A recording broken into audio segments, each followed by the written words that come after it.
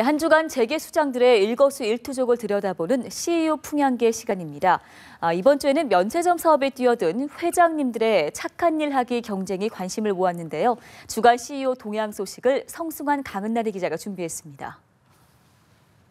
아직 연말까지는 달력이 2장이 남았는데 요즘 재계에는 때 아닌 기부 릴레이가 벌어지고 있습니다.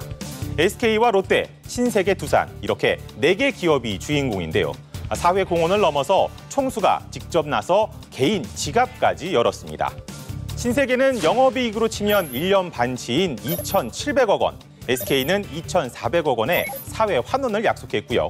롯데 신동빈 회장과 두산 박용만 회장은 그룹 차원의 사회 환원 외에 각각 사재 270억 원과 100억 원을 털었습니다. 금액이 장난이 아니죠. 그렇다면 이런 착한 일하기 경쟁에 나선 이유는 무엇인지 박용만 회장의 이야기를 들어볼까요? 면세점 유치에 좀 도움이 됐으면 하겠다는 생각이 없다고는 말씀 못 드립니다. 그러나 동대문 미래재단은 그보다 훨씬 더 오래전부터 기획되었던 것이고, 다시 말해서 다음 달에 있을 서울 시내 면세점 재허가 심사가 계산에 있었다는 얘기입니다. 물론 이런 기업들의 사회 환원은 박수받을 일이죠. 하지만 의도를 알고 나니 그렇게 좋아 보이지는 않네요. 구순이 넘은 아버지를 사이에 두고 경영권 다툼을 벌이고 있는 형제. 드라마보다 더 막장을 보여주고 있는 롯데가 두 형제의 이야기를 해볼까요? 형 신동주 전 일본 롯데홀딩스 부회장과 신동빈 롯데그룹 회장의 법정 공방이 막을 올렸습니다. 소송 전의 포문은 신동주 전 부회장이 열었습니다. 한마디로 동생이 중국 사업에서 손실 본 것을 증명할 테니 롯데쇼핑의 회계장부를 들여다볼 수 있게 해달라는 건데요. 신동빈 회장 측은 면세점 사업으로 민감한 시기에 실책을 부각시켜서 주주들의 마음을 돌리려는 악의적인 목적이라며 강하게 맞섰습니다. 이 사건 신청이 회사나 주주 전체의 이익을 보다는 개인적인 목적에 의한 것이기 때문에 부당해서 허용할 수 없다는 주장입니다. 대규모 부실이 있는 회사를 경영 감시하는 게 개인의 이익을 위한 것이라는 말 자체가 성립이 안 되죠. 한치 물러설 수 없는 싸움을 펼치고 있는 두 사람.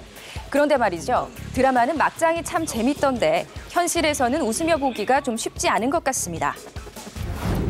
국민 모바일 메신저죠. 카카오톡 운영사 카카오의 임지훈 대표.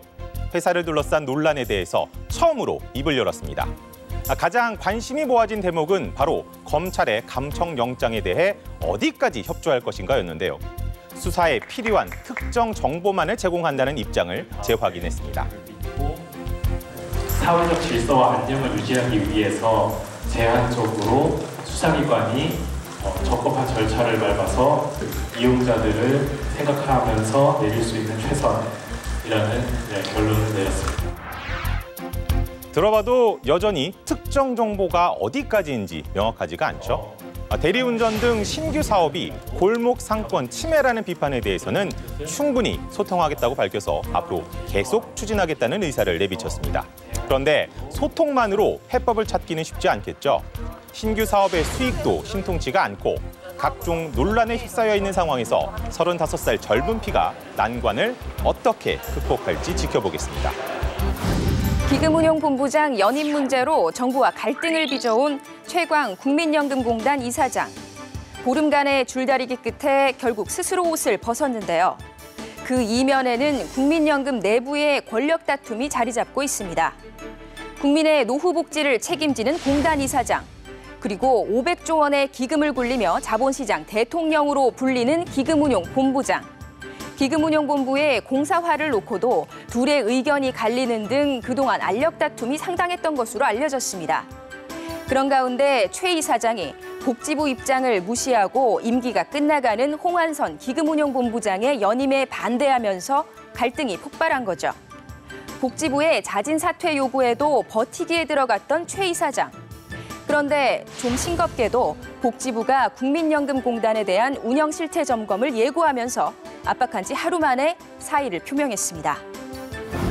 우리 경제가 지난 3분기에 6개 분기 만에 0%대 성장률을 탈출했다는 오랜만에 기분 좋은 소식이 들려왔죠. 네, 하지만 수출 부진 탓에 완전한 회복 국면으로 보기는 어렵다는 분석이 지배적인데요. 모쪼록 4분기에는 수출이 날개를 달았다는 소식이 들려오길 기대하면서 이번 주 CEO 풍향계는 여기서 마칩니다.